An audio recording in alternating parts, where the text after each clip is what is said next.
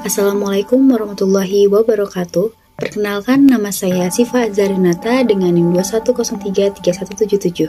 Mata kuliah Media Pembelajaran Fisika dengan dosen pengampu Pak Fahrul Razi, SPD, MSI, PhD. Pada kesempatan kali ini, kita akan membahas tentang sumber-sumber energi. Yang dimana sumber-sumber energi memiliki 4 materi pokok. Yang pertama, sumber energi. Yang kedua, pembangkit listrik. Yang ketiga, energi terbarukan. Dan keempat, energi tak terbarukan. Pertama, sumber energi. Sumber energi adalah segala sesuatu yang dapat menghasilkan baik secara langsung maupun secara konversi. Jadi, sumber energi berdasarkan asalnya terbagi menjadi dua. Yang pertama, energi primer, yaitu energi yang terdapat dalam atau belum diolah, seperti sinar matahari, angin, air, batu bara, biomasa, minyak bumi, dan gas alam.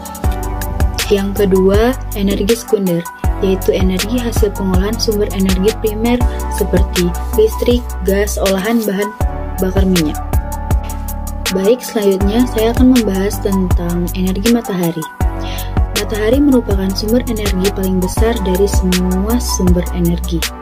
Matahari dapat terus-menerus bersinar, yaitu karena di inti matahari terjadi reaksi fusi berantai pada inti matahari.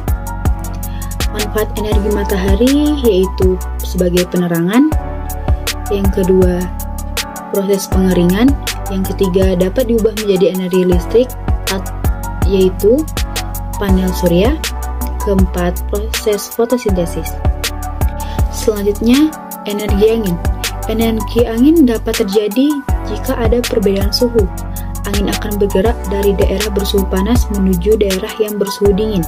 Manfaat energi angin yaitu sebagai pada kapal layar dan dapat diubah menjadi energi listrik pada kincir angin. Selanjutnya, energi air. Energi air pada dasarnya adalah pemanfaatan energi potensial gravitasi.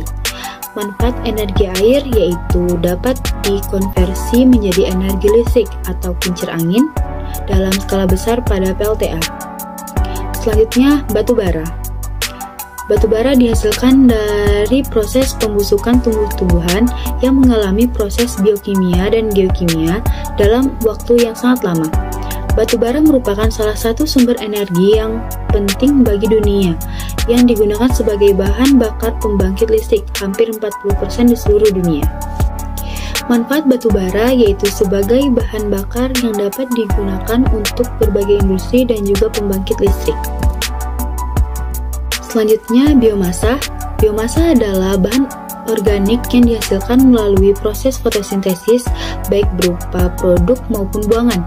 Konversi biomasa menjadi energi dapat melalui proses termokimia, biokimia, atau ekstrak biji yang berminyak. Manfaat biomasa yaitu salah satu bahan baku untuk memproduksi bioenergi yang berasal dari sampah, yaitu digunakan untuk pengganti bahan bakar minyak. Selanjutnya, minyak bumi.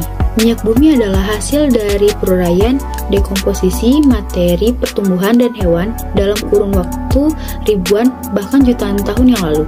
Manfaat minyak bumi yaitu hampir semua produk dari minyak bumi dan gas alam dimanfaatkan dan dipergunakan untuk bahan bakar dan juga digunakan sebagai bahan baku industri. Selanjutnya ada gas bumi. Gas bumi atau gas alam biasanya terbentuk bersamaan dengan terbentuknya minyak bumi. Keduanya berasal dari tumbuhan dan hewan yang mati pada jutaan tahun yang lalu. Gas alam dan minyak bumi merupakan sumber energi utama energi dunia, yaitu mencapai 65,5%. Manfaat gas alam yaitu sebagai bahan bakar dan juga digunakan sebagai bahan baku untuk industri. Materi kedua yaitu pembangkit energi listrik. Energi listrik dihasilkan dari suatu pembangkit listrik dari berbagai sumber tenaga. Adapun beberapa jenis sumber tenaga pembangkit listrik yaitu 1. Pembangkit listrik tenaga air atau PLTA. Pembangkit listrik tenaga air atau PLTA ini merupakan pembangkit listrik yang menggunakan aliran air untuk menggerakkan turbin yang terdapat pada generator. Yang kedua, pembangkit listrik tenaga uap atau PLTU. Pembangkit listrik tenaga uap atau PLTU adalah pembangkit listrik yang memanfaatkan uap hasil pemanasan ketel uap atau boiler untuk menggerakkan turbin pada generator. Yang ketiga, pembangkit listrik tenaga surya atau PLTS. Cara kerja dari pembangkit listrik tenaga surya adalah memanfaatkan panel surya untuk menyimpan energi listrik dari panas ke dalam baterai. Keempat, pembangkit listrik tenaga panas bumi atau PLTP. Pembangkit listrik tenaga panas bumi atau PLTP adalah pembangkit listrik yang memanfaatkan panas buat bumi untuk menggerakkan turbin. Yang kelima, pembangkit listrik tenaga diesel atau PLTD. Pembangkit listrik tenaga diesel atau PLTD adalah pembangkit listrik yang menggunakan bahan bakar solar. Biasanya pembangkit listrik jenis ini hanya digunakan untuk skala rumahan saja, dan PLTD biasanya banyak dihasilkan oleh sebuah genset.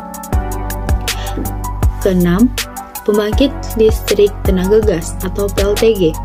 Pembangkit listrik tenaga gas atau PLTG adalah pembangkit listrik yang memanfaatkan gas sebagai bahan utamanya untuk menggerakkan generator gas yang berada dalam ruang pembakaran. Itu akan memiliki tekanan yang cukup dan mampu untuk menggerakkan turbin. Yang ketujuh, pembangkit listrik tenaga bayu atau angin atau PLTB. Pembangkit listrik tenaga bayu atau angin atau PLTB adalah pembangkit listrik yang memanfaatkan tenaga angin turbin. Angin yang digunakan akan berputar, sehingga generator akan berputar dan kemudian akan menghasilkan energi listrik, dan energi listrik ini biasanya dialirkan melalui suatu transmisi. Yang kedelapan, pembangkit listrik tenaga nuklir atau PLTN. Pembangkit listrik tenaga nuklir atau PLTN merupakan pembangkit listrik yang bahan bakarnya menggunakan reaksi pembelahan inti aluminium dalam reaktor nuklir, jadi lebih ramah lingkungan dibandingkan dengan menggunakan bahan bakar seperti batu bara, minyak gas, dan lain-lain. Kemudian kita masuk pada materi jenis sumber energi berdasarkan ketersediaannya. Ini juga terbagi menjadi dua, yaitu pertama, energi terbarukan. Apa itu energi terbarukan? Energi terbarukan adalah sumber energi yang dapat dengan cepat dipulihkan kembali alami dan prosesnya berkelanjutan, seperti energi panas bumi, energi surya, energi air, energi gelombang laut, biogas, dan biomasa. Yang kedua, energi tak terbarukan. Apa itu energi tak terbarukan? Energi tak terbarukan adalah sumber energi yang diperoleh dari sumber daya alam yang waktu pembentukannya sampai jutaan tahun, seperti batu bara, minyak bumi, dan gas alam. Demikianlah pembelajaran kita kali ini mengenai materi sumber-sumber energi. Semoga materi yang telah disampaikan bermanfaat bagi kita semua. Terima kasih atas perhatiannya. Saya akhiri dengan wassalamualaikum warahmatullahi wabarakatuh.